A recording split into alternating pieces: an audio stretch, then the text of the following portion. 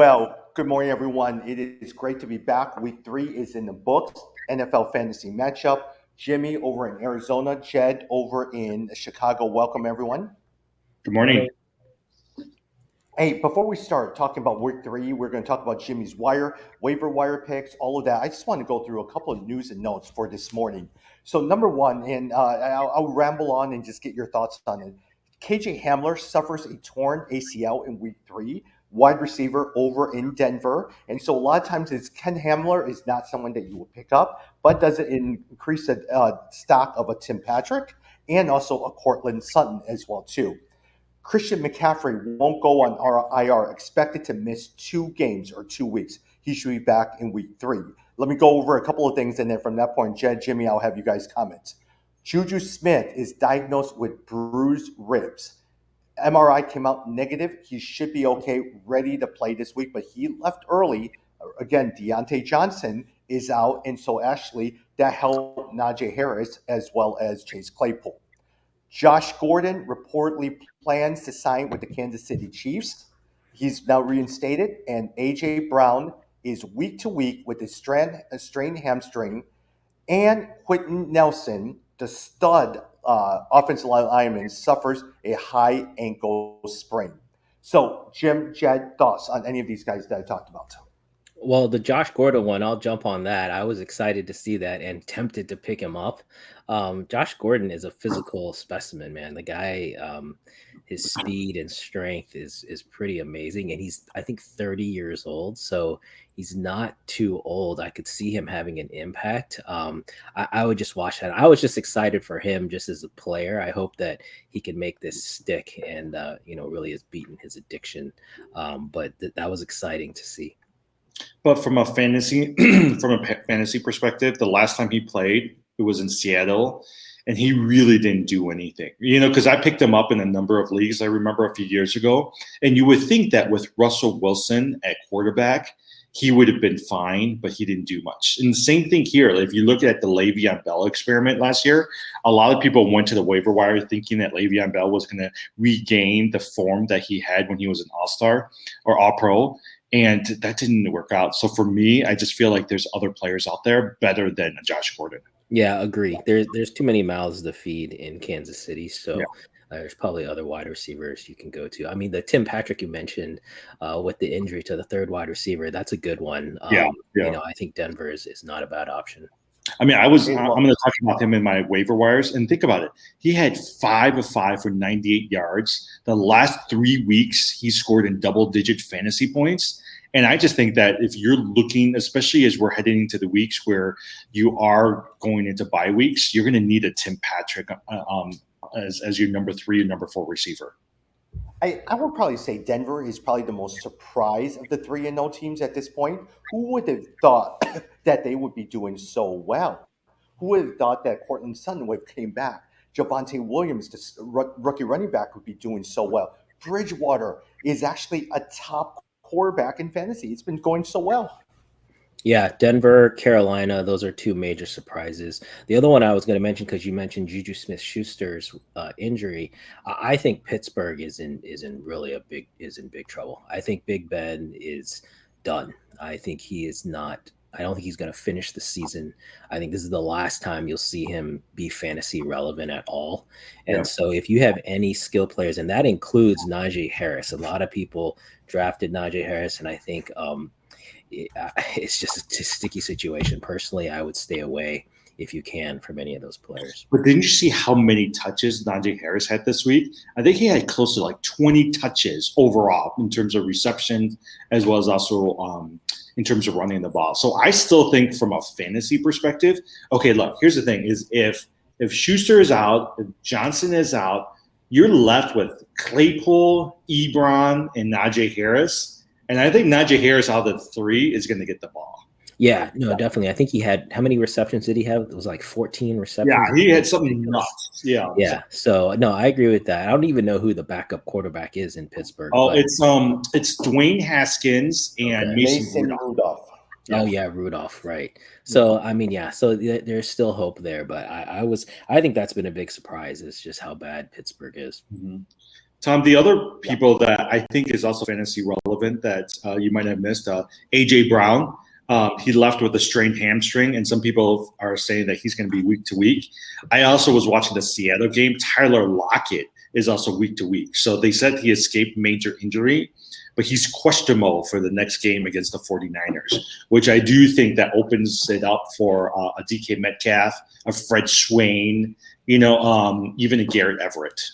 There was an interesting article on DK Metcalf. I think it was on ESPN, but it was talking about how the new offensive coordinator is using him really differently, and that's why we're seeing a drop in his production. So that was a little bit worrisome. They basically had him more in the X position, playing more of that, going across the middle, the short routes. And so they're not kind of taking advantage of his size. But it did seem like they rectified a little bit of that this past week. Yeah. A little bit more. But the other thing was they were saying they just weren't calling his number. Like they just weren't focused on him. And they were really highlighting Tyler Lockett. So we'll see if that continues for the rest of the season. Yeah. I think the other thing I was looking at, did you guys notice all of the receivers from New York, the Giants, are injured or not going to be able to play, right? You've got Galladay, you got Slayton, you got Sterling Shepard. All of them are out. So the only person left is Evan Ingram, Saquon Barkley, and then Ladarius Toney, the rookie that they haven't played yet. So Ladarius Toney, he might be good if they know how to use him. Yeah. Yeah. Hey, here's something I would love for us to debate on. We tend to disagree a lot on quarterbacks. The latest trade that I made in my wife's family league is I traded Kyler Murray and Christian McCaffrey, and I got A.J. Brown, Cortland Sutton, and Antonio Gibson. Now, at the same time, we tend to disagree on it is Jed and Jimmy tend to like quarterbacks. I actually don't really care for quarterbacks. I find they're a dime a dozen because on the waiver wire is Cousins, Sam Darnold, and Daniel Jones. Make an argument. Did I make the right trade? Would you have made that trade? Would you not have made that trade? You really like Gibson, don't you? I do like Gibson. I like Gibson a lot.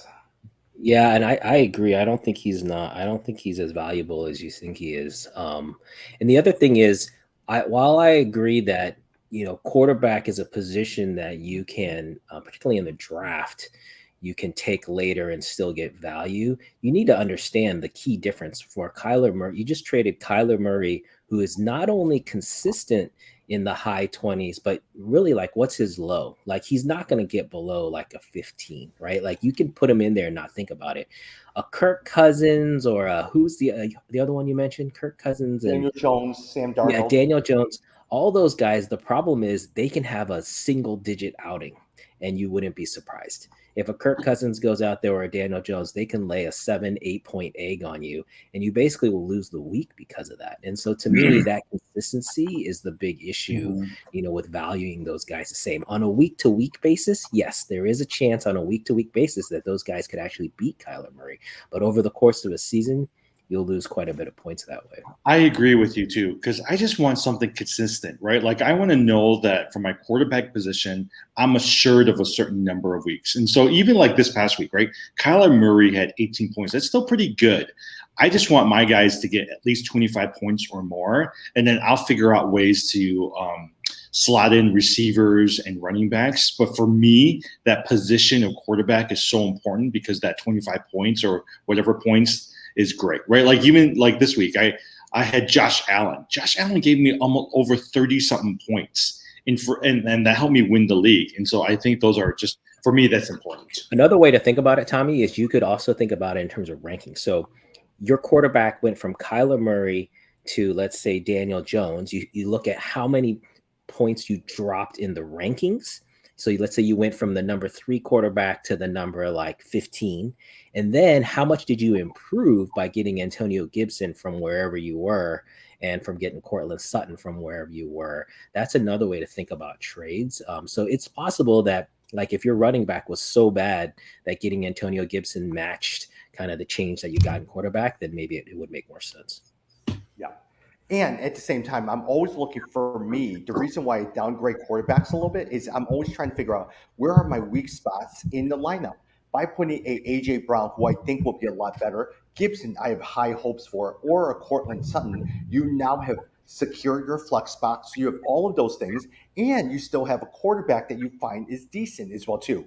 So it's interesting. A lot of times it is, and the reason why I bring this up is you always have. There's really no one way to approach fantasy football. The three of us could be arguing all day about how we value players and all of these things. So if you're listening, it also depends on how your mindset is, how you like trades, all of those different things as well too. All right. Well, so, yeah, and any trade, the instant you make the trade, someone goes down in an injury, and all of a sudden it's like a totally different thing. So yeah. I mean, my struggle this year is the running back position because I prioritize quarterback and wide receiver. That my running back and my tight end position has suffered because I was hoping that Mike Davis would be a suitable running back for me that can get me some good points. And I was thinking that from tight end, Garrett Everett or Tonian would be good. The hard part is neither of them have done really well, and so I'm left scrambling trying to find things. I mean, I picked up Madison this week, a week ahead. I picked him up in a lot of my leagues in week 2, thinking that I'm going to gamble, hoping that Dalvin Cook is going to go out, and that saved me. But now I'm scrambling every week looking for a running back. Yeah. And also, a lot of times we talked about Christian McCaffrey. I had Christian McCaffrey on a couple teams last year, and he was in and out of the lineup. Again, he comes back, and he's out of the lineup again for another couple of weeks. So he has a lot of soft injuries as well, too. All right, let's go through some of our games and quickly, and then we'll go over to Jimmy's waiver wire pickups. So, Jim, I'm going to start with you. Ravens and Lions. With the Ravens, Lamar Jackson did okay. He continues to be, but it was Mark Andrews who made a showing. On the Detroit side, DeAndre Swift did okay. He continues to be very consistent, 14 carries, 47 yards, 1 touchdown. And Hawkinson did not do well. Thoughts on the game? You know, the thing that was intriguing for me and also worrisome as somebody who has Taysom Williams, I actually thought that after the first couple of weeks, Taysom Williams was going to be the lead back. But he didn't do anything. I think he scored, two or three fantasy points this week. And so they went with a 3-headed running back system. They had him, they had Latavius Murray, and they also had Devontae Freeman. So for me, that's actually worrisome because I really need Taysom Williams to be the lead running back. With that said, I think Mark Andrews did well. I still think Hawkinson is a better tight end fantasy-wise than Mark Andrews. But Andrews is always going to have some pretty consistent games, but then also some really bad games as well, too. Yeah, I was surprised at Baltimore in this game. I thought they turned the corner with the win over the Chiefs. I mean, they still got the win, but they looked bad, and they basically should have lost. Yeah, they really should have lost this game. And so, that was a little concerning. I agree with you. I think if you have Hawkinson, don't jump off the ship. He'll be fine. If you have Swift, you should just enjoy the ride because his consistency has been really great, especially with the catching of the receptions. So, I agree with you there. People were concerned about Jamal Williams, but DeAndre Swift seems to be very consistent, scores you double digits every single game. Jed, let's go over to Atlanta Falcons 17-14 against the New York Giants. My biggest concern always is Calvin Ridley continues to struggle, Jed, but Cordero Patterson seems to be doing well. He had 7 carries. He also has 6 receptions for 82 yards. On the Giants end, Daniel Jones struggled, but Saquon Barkley had a decent showing. Yeah, exactly. I think the big issue here is with the Falcons. Yeah, the problem is the Falcons passing game. I'm really it's getting concerning because it's not at the level that we've expected and seen from the past. This is week 3. We've gone now. If you have Calvin Ridley, I think the 2 wide receivers, Calvin Ridley and Stephon Diggs, have really not produced at the level you drafted them. And because it's now 3 weeks in, you really have to start to make a decision. Do you think this is going to be continued for the rest of the season and you need to make a trade, or do you stick with it? Personally, I think Atlanta may, again, Matt Ryan, I think similar situation with Ben Roethlisberger. I think the ability just may not be there anymore. And so you may need to sell. I do have Kyle Pitts, and I'll say that he did score, I think, a touchdown in this game. So did he get a touchdown? He did decent. And so I felt like I might still stick with him. But if I have a Ridley, I might be looking elsewhere. And everyone thought Ridley was going to have a great year, but he's only averaging 8.8 yards per reception. part of it is I think losing Julio Jones, because remember last year they always put the best defensive end, or they would double team Julio Jones, which opened it up for Calvin Ridley. Now Calvin Ridley is like the number one guy, and if you don't have anybody else there, he's always going to get double coverage. Yeah. The other thing I'll say, Saquon Barkley did score a touchdown, got some points. We've said all along we don't like Barkley. If you have Barkley, I think this is a time to try to trade him. Someone might see that production and think it's a good sign, and so maybe you can trade him and get some value. Saquon Barkley.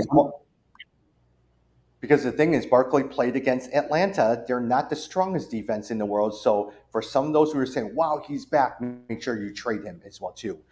Jim, Saints beats the Patriots 28-13. The player that stood out is Marquez Galloway. He actually had 4 catches, 41 yards, but 1 touchdown as well, too.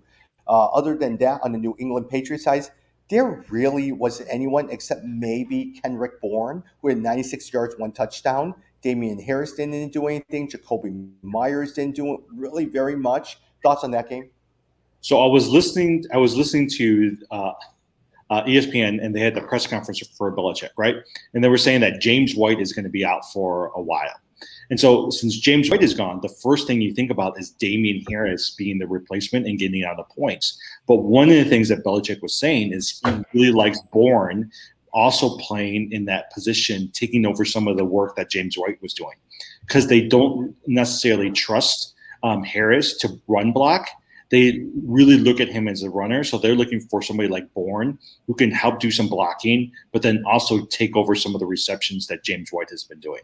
It doesn't mean that I'm going to go out and get Kendrick Bourne. It just means that for me, you can tell that they're a little bit suspect about Damian Harris. I still think they're going to feed the ball, but the question then becomes who's going to get all the receptions that James White has been going. But quite honestly, no one's paying attention to this game. Everyone's paying attention to Tom Brady coming back to the New England Patriots next week, and that's what everyone's focused on right now. Yeah, and I thought the Patriots were going to be a little more competitive in that game with Brady coming back. They're not. They're going to get killed. The Bucs are going to destroy them. And I think if you're a Patriots fan, this game is the one that really maybe breaks your spirit, because Mac Jones, you realize, okay, he had 3 interceptions. This is still a rookie quarterback. He's going to struggle and have ups and downs. So I think pretty much this is a lost season for the Patriots, if you ask me. The one thing I've been surprised by, right, like during preseason, we were all thinking that Jonnu Smith or Hunter Henry was going to do well. Those guys have not done anything. And I'm surprised they have not gone to their tight ends more. Yeah, agree with you. I'm not sure. We should probably look. There's probably some discussion about why. But yeah, they were hot pickups. Jonnu Smith especially.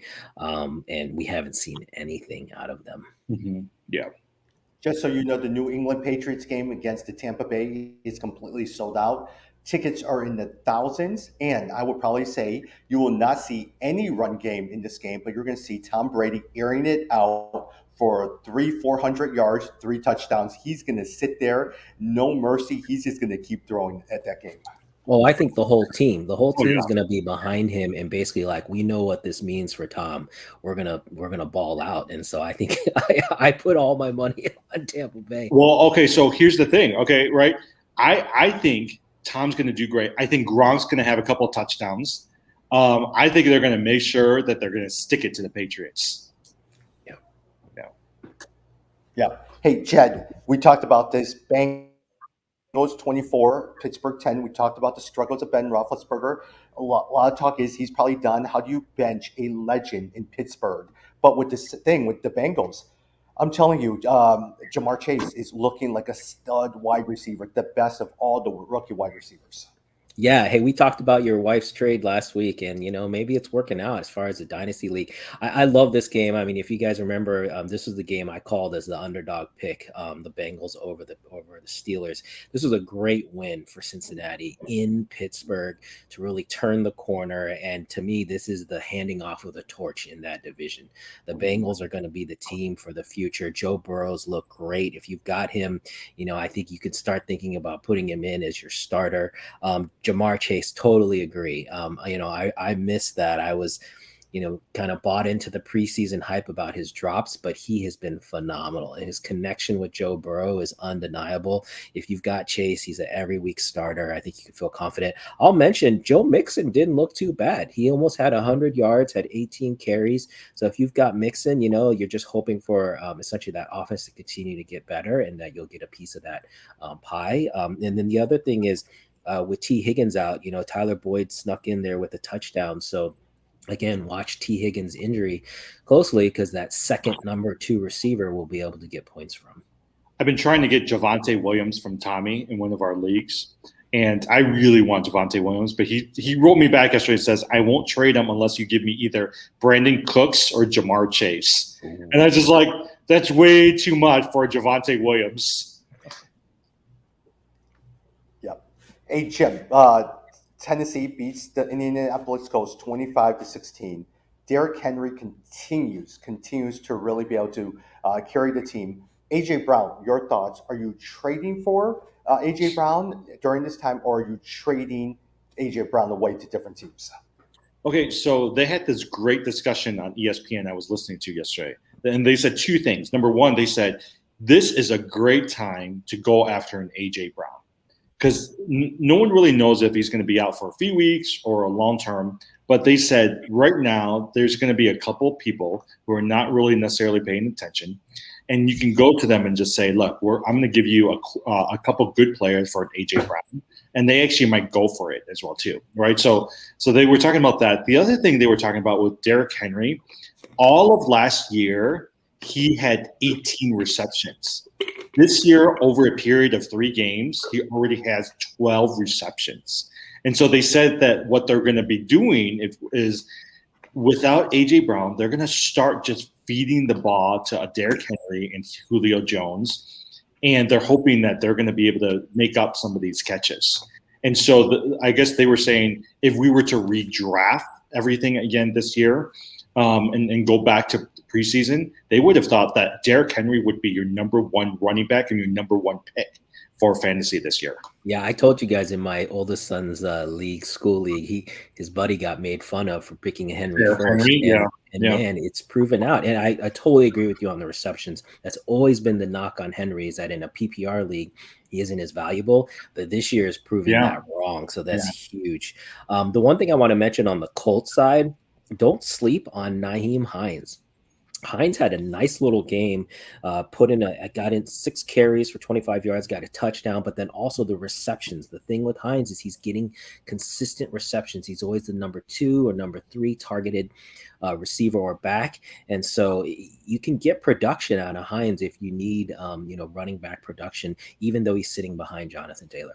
Well, the thing that's surprising me about Jonathan Taylor, he has not done well the first 3 games. I mean, he's gotten some points, but he's gotten 70, 80 yards, no touchdowns. I don't know what's going on. Maybe he's the slow starter like last year, but you're right. He has not done much. Nyheim Hines has gotten a lot of the goal line carries. He seems to average about 15 carries, 60 yards. That seems to be his consistent line all the time. Yeah. Michael Pittman, surprisingly, has been pretty consistent, I mean, he gets his 14 points fantasy-wise, and he's somebody that you want to at least have on your bench in terms of some of these bye weeks. Yep. Jed, Buffalo Bills, 43-21. The start of that game was Josh Allen. 4 touchdowns, 358 yards passing. Look, I also would love to hear your thoughts. Zach Moss. He is clearly on some people's waiver wires, 60 yards, and also he did really, really well. And also, did he have a touchdown? Yes, he also has a touchdown as well, too. Other than that, Washington football team, Gibson did pretty well, 73-yard reception. McLaren did not do well. Logan Thomas had a showing. And also, Stephon Diggs is not doing well for the Buffalo Bills. Stephon Diggs, he has not done well this year. Yeah, that's the one I'm most worried about. So on the Bills side, great game for Josh Allen. If you've got him, you're starting him. So that's an easy one. The interesting one was Emmanuel Sanders, who you guys remember out of Denver. Yeah. He had 2 touchdowns, 5 catches for 94 yards and 2 touchdowns. And Stephon Diggs, he outperformed Stephon Diggs. Stephon Diggs has 72 yards and no touchdowns. So I'm definitely worried. I don't know what's happening with Diggs. I have him on one team, but at this point, I'm not doing anything. I'm not going to trade him because you won't get any value. You got to wait it out. This is a prolific offense. You got to feel like talent is going to win out, but I'm definitely worried. I think there are weeks that you may have to even consider sitting Stephon Diggs because he's just not producing. I'll mention too, Cole Beasley. He had double the receptions. He had 11 receptions for 98 yards. So Mr. No Vaccination Beasley seems to be producing, and so if you have him, you're doing okay. Hey, on the side note, I know we're not talking about NBA. Did you see all the number of NBA players who don't want to get vaccinated? Kyrie Irving, Bradley Beal, and a lot of All-Stars. Who is it? Even the guy from I don't remember. Wiggins. Andrew Wiggins. Right? Yeah, Wiggins. Yeah, I was like, whoa, there's a lot of All-Stars who are not wanting to get vaccinated. Yeah, it'll be interesting. They showed that, like, I think hockey is like 98 or 99% vaccinated. I think NFL is maybe behind that, and I think NBA is one of the lowest. So it'll be interesting to see what happens there. On the Washington side, I'll mention you mentioned that Gibson did have a little bit better, output, but really that's a little bit misleading because he had 12 carries for 31 yards, and then he had one reception for 73 yards and a touchdown. So he had that one, like, I think it was a screen pass that he turned into a touchdown, but really the production wasn't that great. I think McLaren is still producing. He had 4 catches for 62, but it was good to see Logan Thomas finally get a little bit more action and get involved. And so if you have Logan Thomas, I think you can still kind of sit on that and see if he can continue to build off of that. The other thing too, I know we don't always talk about defenses. The Washington defense, which is supposed to be one of the top defenses in the league, has not lived up to its hype. And so I'm most likely going to drop Washington this week and start looking at the Saints defense because the Saints defense is actually pretty good. The defensive points, I don't know if we've talked about this, but it's been weird this year. So the Rams are the number 1 defense in the NFL, but not in fantasy. If you look at fantasy points, they're like barely in the top 10. And so I have the Rams in one league, and I've been sitting them playing a different defense every week. And I just can't figure out why. Like, I can't figure out why their production doesn't translate into NFL fantasy points. Versus a good defense, fantasy-wise, has been Carolina, who's been pretty decent as well, too. Hey, before we go to this other one, did you guys watch the Peyton and Eli broadcast where LeBron James jumped on for a few minutes? It was great. And Nick Saban, too. Yep. Yeah. I thought Nick Saban was better than LeBron James. Yeah, I liked it. I'm just getting used to it. It's hard because this was my first time watching it through like a solid chunk of time, and they really don't comment much on the game. And so I was having a hard time watching the game and listening to them. Yeah. And I found it kind of distracting. Like, I thought they would comment on the game more, and they really didn't. So, but I liked I like where they were going. This is what I realized, Jed and Tom. If you're going to watch that, you almost have to be by yourself, focused on what they're saying. Because if you're just sitting there really focusing and understanding, you're like, oh, wow, they're really breaking down the game. It's almost like having a bunch of Tony Romos and Troy Aikman sitting there. But if you have a lot of people around you, you better turn back onto the main ESPN game, because otherwise, like, it's too distracting. And it's not always the loudest. And because they're just literally sitting in their houses just commenting on the game. Yeah, did you see the setup Eli had, though? That was insane. He had like probably 10 TVs in front of him, 10 monitors. I was like, wow, what a setup. Warren Moon doesn't like their broadcast, though. Yeah. I get the sense a lot of times it feels like we're all at a restaurant. It's a bunch of guys sitting there talking to each other with the game in the background. So you're kind of paying attention to the game, but you're talking to each other. That's the feeling that I get that they want to create. Yeah. I like it. It's actually really interesting if I can watch it by myself. Yeah, I mean, I like both of them. Like you said, the way they break down when they say things like, oh, the 2 safeties are up high. Okay, they're going to throw here. Like, you learn a lot more about what the quarterback is looking for and what they're trying to pick up. Yeah.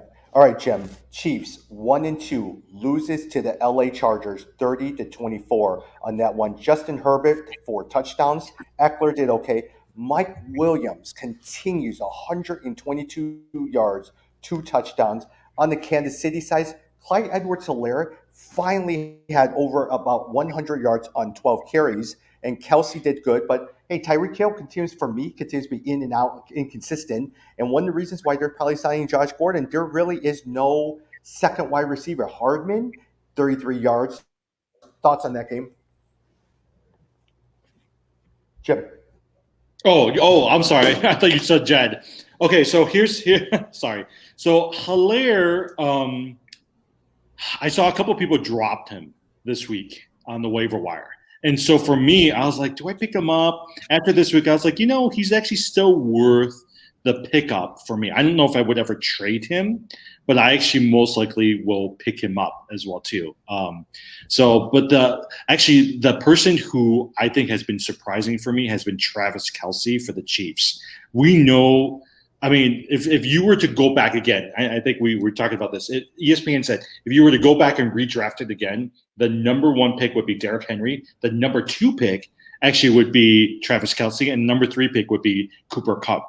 And for me, I just think that Travis Kelce is somebody that you're worth. And if I were to go back again, I would pick him up again.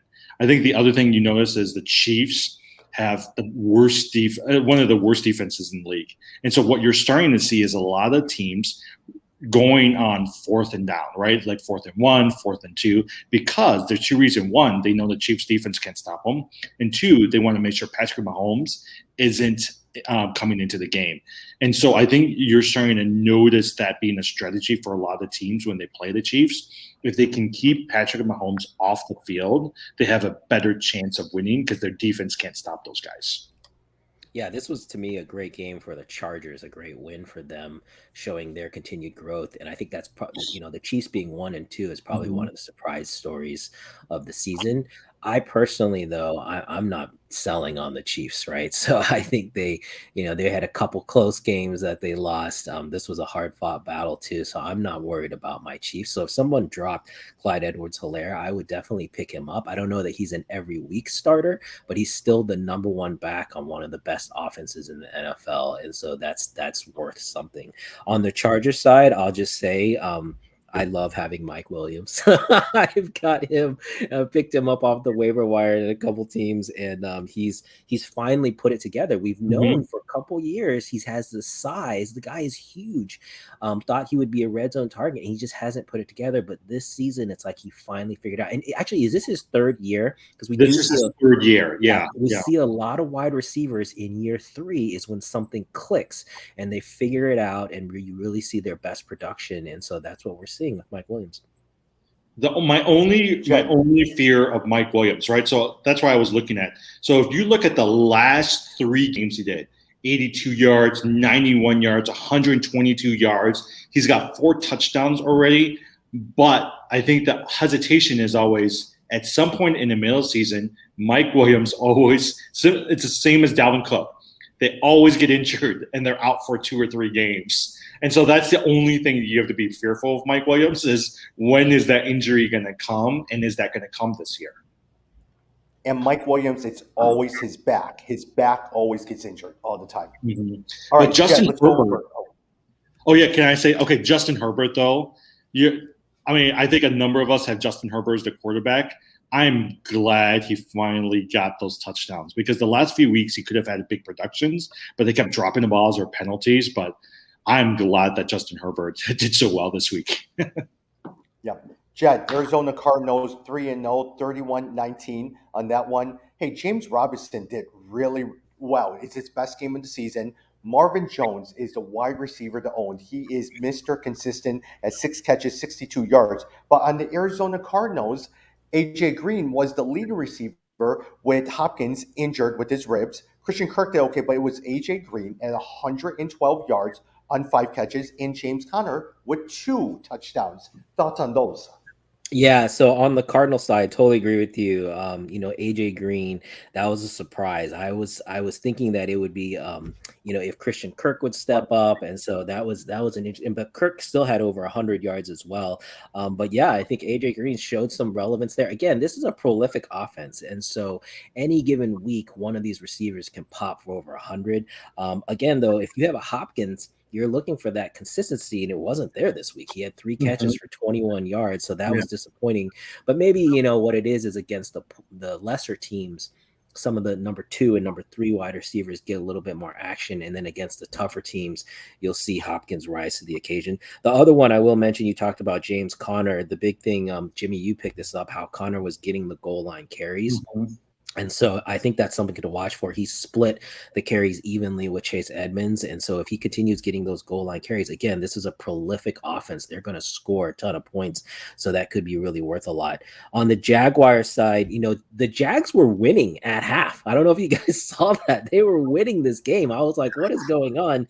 And it was because they featured James Robinson. They finally fed him the ball. I unfortunately sat Robinson in one league, and so I missed out on that.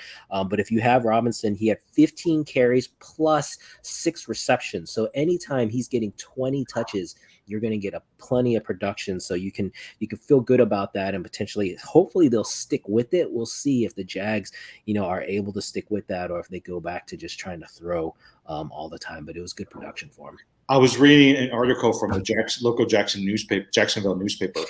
And the rumor, I don't know if it's true or not, but the rumor out there is that they're going to give a couple weeks break for Trevor Lawrence, because they just said his confidence is so low right now that they might need to just almost give him a pause and have him come back after a couple of games.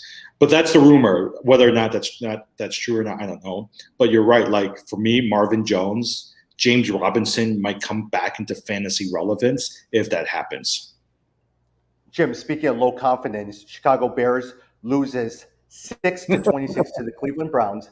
8.5 sacks. The Cleveland Browns have more points in sacks than the Bears actually had in terms of points scored. Look, Odell Beckham did pretty decent, 5 catches, 77 yards, but the Bears, nothing. Allen Robinson did nothing. Montgomery did nothing. Fields did nothing. Matt Nagy was terrible, and people are calling for his firing. ESPN, every commentator says the worst thing about the Bears is Matt Nagy, his inability to make adjustments.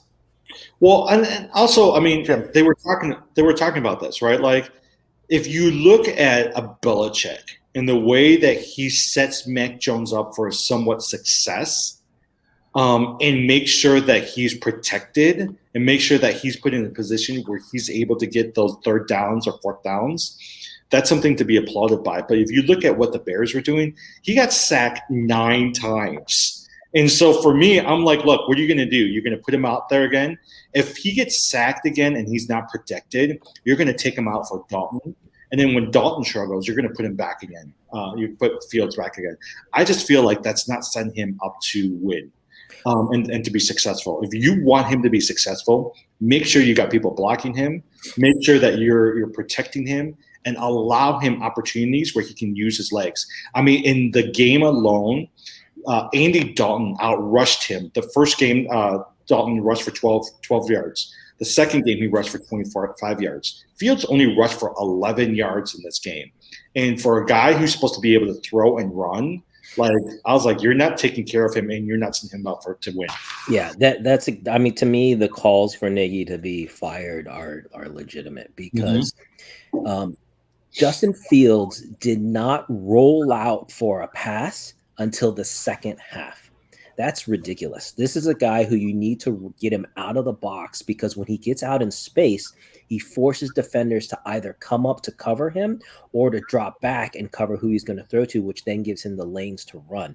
They didn't do that until the second half. On top of that, in the first half, they kept having him do 7-step drops. So if you know, that basically takes a ton of time for the quarterback to have to drop back 7 steps, which the line wasn't giving him the time to do that and then to look down the field and pass. Instead, they should have put him in shotgun so that he could have already been in that position and scanned the field. Now, there's a downside because the defense knows what you're doing, but still it would have put him in a better position to succeed. So I think all the calls about saying, hey, you didn't design your offense around the quarterback that you have, they're 100% spot on. So we'll see what happens. I thought Nagy could make it through the season, but if it can, so they have this next game against Detroit. They should hopefully potentially win that. After that, they've got a tough schedule of 5 games where I could see them going like 1-6, 1-7, 1-8, and then I don't think Nagy makes it through the season. the one thing that you constantly hear from Nagy all the time is we're going to go through the tape and make adjustments. After a while, how many times are you going through the tape to make adjustments? Because you said the same thing about Trubisky. You're saying the same thing now. You're just not making adjustments at all. No, I mean, okay. Jim, let's go over to the Broncos. Yeah, going back to Trubisky, right? If you remember Trubisky, they only gave him a certain number of plays. They told him not to use his legs, stay in the pockets, and just only work around these plays. And I think they're doing the same thing with Fields. And what they need to do is to be able to allow him to have some sort of freedom where he can use his legs and look for his receivers. But you're right; these guys they just don't adjust well in some of these games, and that's the problem that they're running into. Yep.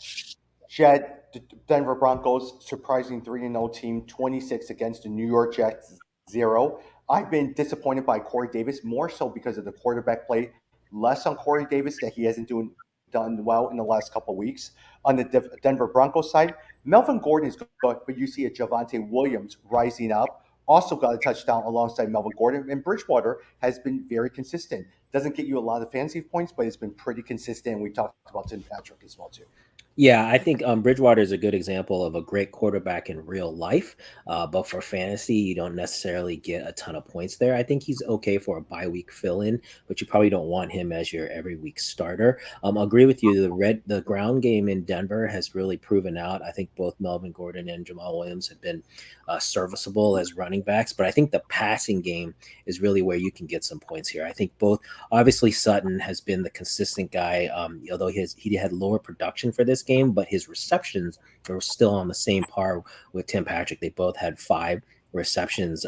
Patrick just had more yards. So I think this is a place you can go for a wide receiver. But I think that, the running game is, it's kind of more of a toss up. It's like it's a low ceiling. But for the Jets, I'll say this. I have Corey Davis. I sat him, but I don't think that you should give up on the guy. I think you just have to pick and choose the matchups. And so in this case, because he was going against the cornerback in Denver, who's kind of like a shutdown guy, like I think he can't, Davis in the offense in the Jets, they can't overcome that. But if it's on against the lesser defense, Davis should have plenty of points and you can still start him. Yeah. Jim, Raiders 31-28. The surprising thing on this one is Myles Gaskin actually did decent, but Mike Gesicki had 10 catches, 86 yards. And on the Raiders then, Peyton Barber, 23 carries, 111 yards. Not Kenyon Drake, but more so Peyton Barber. Yeah, so actually I was watching Red Zone, and they actually for some reason, kept going back to this game. And the commentators kept saying, whoa, they're really going after Gesicki and getting him the ball. And so for me, I'm like, oh, he actually might come back to fantasy relevance as a tight end. For the Raiders side, Derek Carr might be a legitimate fantasy option. He's got Brian Edwards, he's got Henry Ruggs, he's got Darren Waller, even his running backs, right? Like, it's not just Peyton Barber, but if you look at the numbers for Kenyon Drake, they're actually not bad. They're pretty decent as well, too. And so for me, I'm like, Tom, I saw that you dropped Derek Carr for Ryan Tannehill. I actually think that from a backup perspective, if you are going to go after some of these mid-level quarterbacks, Derek Carr might actually be a pretty decent fantasy option because he's got some good weapons around him. Yeah, purely the only reason I dropped him is because of matchup. Miami had one of the best defensive back in terms of secondary, and so at the same time, I only had space enough for one quarterback, and so Ryan Tannehill was actually the better play for that week. Now, next week, it'll probably be a little bit different. Mm-hmm. Yeah. So. Yeah, I think the other thing here is the surprise is Miami and Jacoby Brissett. He played pretty well, like you guys said. He focused in on Gesicki.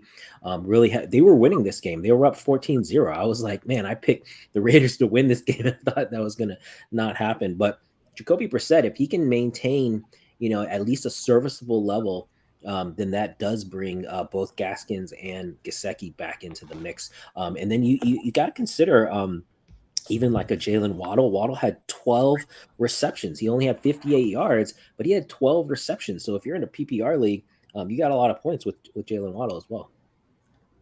Jed, my prediction is Tua is going to be a bust, and they're going to trade for Deshaun Watson.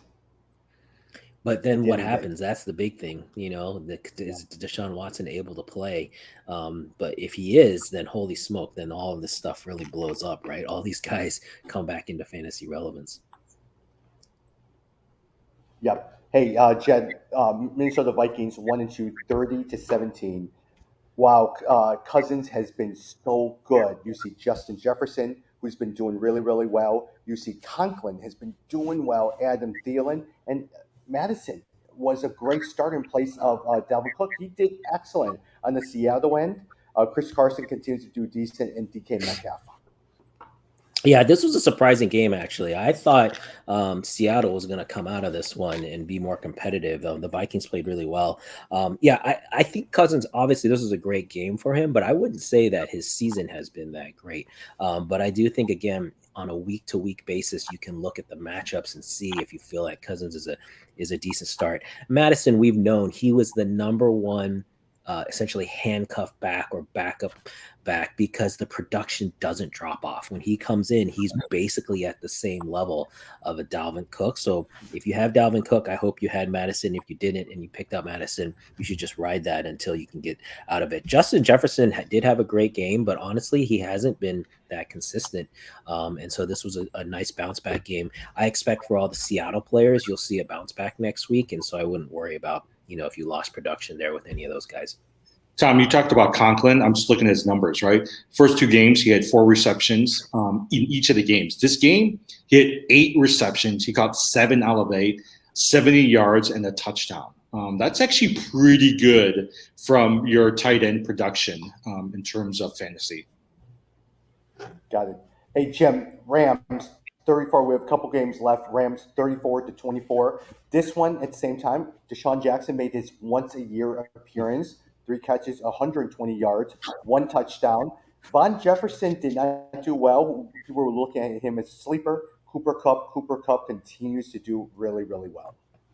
Cooper Kupp, he's the best. They were saying Robert Woods was gonna come back and actually do really well in this game, but he only had 6 fantasy points. I don't know where Robert Woods is these days. You know what? Deshaun Jackson, he could have had more because Matt Stafford missed him twice. And so Deshaun Jackson is the guy that I would watch in these big games because they need him to open the top. And that's what we thought Robert Woods was going to do. It's Deshaun Jackson, which is amazing. At his age, he's still the fastest guy. And so he's the guy that can open up the top for him. Yeah. Going back to Tommy's strategy about not picking some of the top tier quarterbacks, you could have gotten Matthew Stafford for relatively cheap, and he would have done great on your fantasy team. He's somebody, awesome. He's great. In the league that I did not wake up to draft, on waivers in terms of quarterback was Matthew Stafford, and the computer picked up Cooper Kupp. That is the only reason why I'm in first place in that. Sometimes it's better to be lucky than good. Yeah. Yes, because I am not a Cooper Kupp fan, and you guys always know that. I never knew he would be so good, but more so I have so much rapport with Matthew Stafford. Yeah. Jed, 2 more games. Green Bay Packers 30-28 against the San Francisco 49ers. I love that game. Hey, look, Green Bay looks like the best team in the National Football League at this point in time. Thoughts on that game? I don't know that I would jump that far to say they look like the best team. They had to come back with 50-some seconds left to win that game. It was a great comeback. They're lucky that Devontae Adams, they got through concussion protocol in like record time and was able to come back into the game to help them secure that last second field goal. But great win for Green Bay. You do see them turning things around. I feel like the offense is coming around. Again, if you've got a Devontae Adams, if you've got Aaron Jones, Aaron Rodgers, you're feeling good about that offense now. You should get your points there. On the 49ers side, I'll say, they really should have won this game. I mean, they played a good game and they really should have finished it out if not for those heroics at the end. So, I think I was just looking at what was Sermon's output because that was my yards, big nothing. Yeah. So, nothing but he got a much. touchdown. He did get the touchdown, so that was helpful. Again, the George Kittle's a little bit better. I have Kittle's, so he had a little bit, more production. They're almost 100 yards. But I would just keep watching the 49ers. I feel like this is a team that they're going to put it together. I have two comments. One, Jed, remember when we were drafting in the Walter White League and Aaron Jones fell to you? That was a good pick. You got lucky on that one, having Aaron Jones fall to you. And then the second thing is I was winning in one of my leagues. I was up by 10. And stinking Mason Crosby was the only player that he had playing, and he ended up beating me because Mason Crosby had such a good game this past week. Yeah, Aaron Jones, just for everyone to know that he dropped to me, I was in the 10th draft spot. So there was no way he should have fell there, but he did. And so that's been helpful. But I'm doing terrible in that league. Yeah. Jim, last game, Dallas Cowboys, 41 against the Eagles, 21. That start of the game was not Prescott. It was really Ezekiel Elliott. 95 yards, but 2 touchdowns. He did really well. And in one of the leagues, Ezekiel Elliott beat me because it was Ezekiel Elliott against Dak Prescott. And Ezekiel Elliott, that guy, just completely beat me. Yeah, you could tell that they were giving the ball. They were really focused on giving the ball to Ezekiel Elliott in this game. I think the Dallas Cowboys always will have consistent numbers. The thing that has been surprising to me is the play of the Philadelphia Eagles.